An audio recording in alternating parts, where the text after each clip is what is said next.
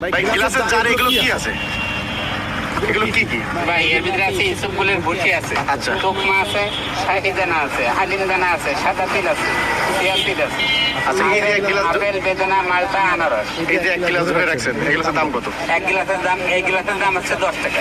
এত অল্প দামে বিক্রি করার কারণ কি? ভাই এত অল্প দামে বিক্রি করে আমি সীমিত পরিমাণে লাভ করি আর মাল প্রচুর সেল করি। আচ্ছা, কয় লিটার বিক্রি হয় আপনার? আমার সারাদিনে 2 বার বানাই 400 লিটার। এই যে যারা দাঁড়িয়ে আছে, এটা কি সব আপনার কাস্টমার? সবাই কাস্টমার। আচ্ছা, এই যেটা বললো সব কি সত্য? লাভ কি কম করে?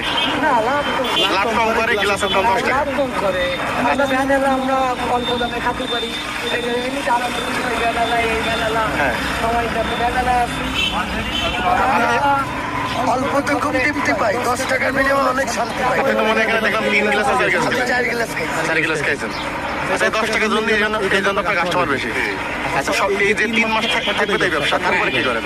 তারপরে